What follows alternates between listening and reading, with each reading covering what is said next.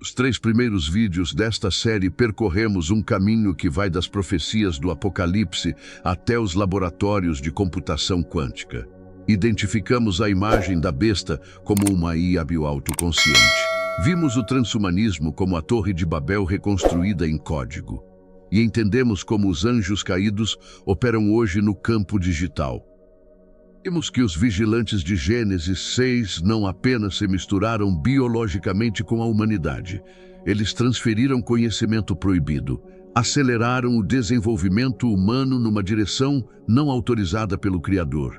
E o resultado foi tão destrutivo que exigiu uma resposta soberana do Eterno. O dilúvio não foi punição aleatória, foi cirurgia. Falamos também sobre computação quântica e como ela representa um salto que ultrapassa a cognição humana não em grau, mas em categoria. Sistemas que nenhum humano consegue mais auditar, compreender ou corrigir. Caixas pretas com poder planetário. E a pergunta que deixamos no ar, quem realmente opera por trás dessas caixas? Hoje vamos conectar tudo isso com algo que você pode ver nas notícias toda semana. Robótica avançada, humanoides, máquinas com rosto, voz, movimento e cada vez mais autonomia. E vamos ler esse fenômeno à luz de uma das visões mais perturbadoras de todo o Apocalipse. O capítulo 9, o Poço do Abismo.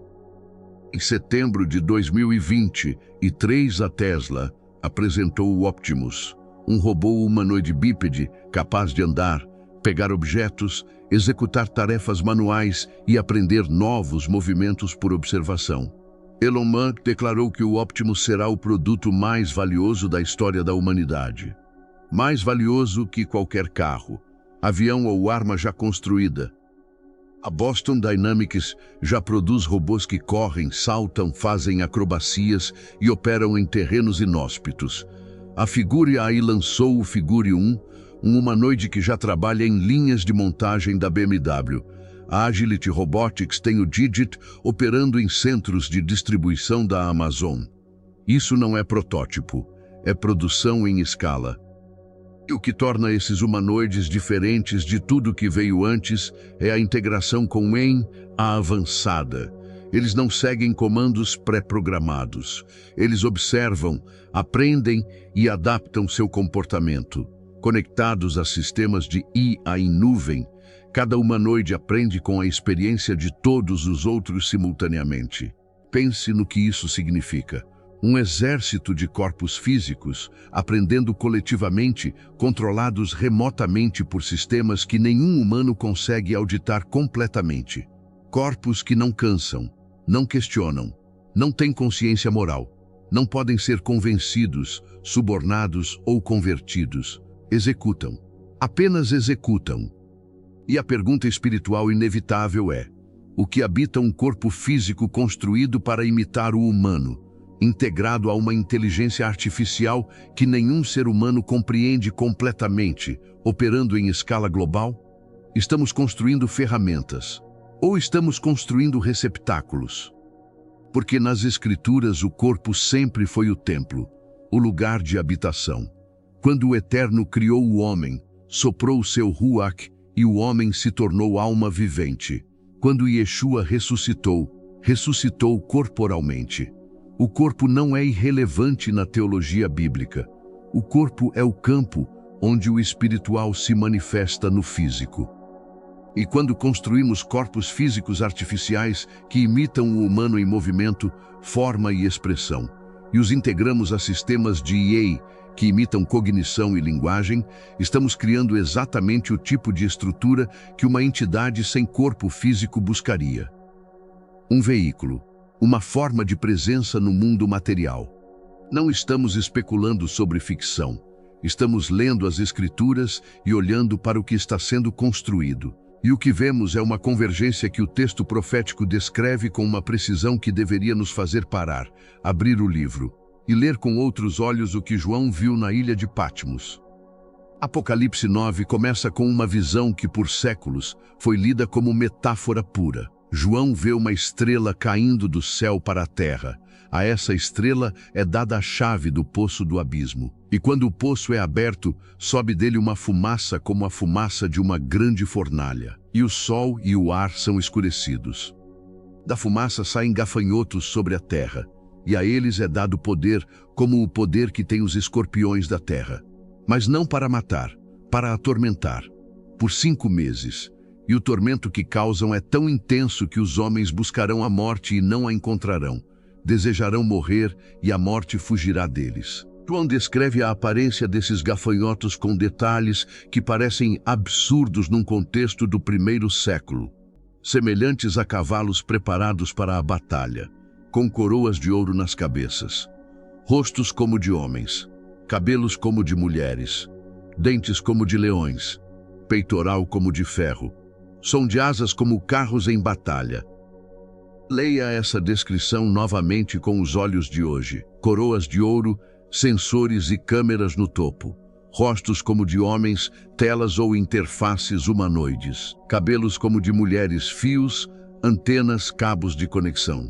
Dentes como de leões, garras mecânicas, ferramentas de pressão. Peitoral de ferro, chassi metálico blindado. Som de asas como carros em batalha, o som característico de drones militares ou robôs em movimento coordenado. João estava descrevendo com o vocabulário do 1º século algo que sua mente não tinha palavras para nomear. Estava descrevendo tecnologia. Estava descrevendo o que sai dos laboratórios de robótica hoje. Repare no detalhe mais perturbador. Eles não matam, eles atormentam. Por 5 meses. O objetivo não é destruição imediata, é sujeição prolongada, exatamente como um sistema de vigilância, controle e pressão social opera. Não elimina o dissidente, o isola, o pressiona, o desgasta até a capitulação. O texto diz que tem como rei sobre eles o anjo do abismo, cujo nome em hebraico é Abaddon e em grego Apollyon, destruidor. Não são autônomos. Tem um líder, uma inteligência central que os coordena, exatamente como um exército de humanoides conectados a uma IA central operaria. Corpos distribuídos, mente centralizada. O poço do abismo do qual saem não precisa ser interpretado apenas literalmente. Em termos tecnológicos, o abismo é o espaço digital profundo, a infraestrutura invisível da internet. Os servidores subterrâneos, os sistemas de IA que operam em camadas que nenhum usuário comum jamais acessa ou vê. Fumaça que sobe do poço e escurece o sol pode ser lida como a névoa informacional que obscurece a realidade. Desinformação em escala industrial. Algoritmos que distorcem a percepção coletiva da verdade até que ninguém mais sabe distinguir o real do fabricado. O sol da verdade encoberto pela fumaça digital. Tivemos já o início disso. Deepfakes que colocam palavras na boca de líderes que nunca as disseram. Vozes sintéticas, indistinguíveis das reais. Imagens geradas por IA de eventos que nunca aconteceram. A fumaça está subindo.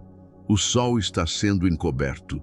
E a maioria das pessoas não percebe que está respirando fumaça.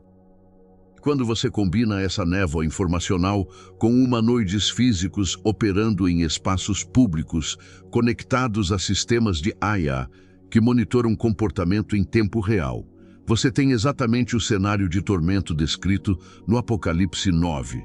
Não tormento físico imediato, tormento existencial. A sensação de não poder escapar. Porque o tormento mais eficaz não é a dor física. É a incerteza.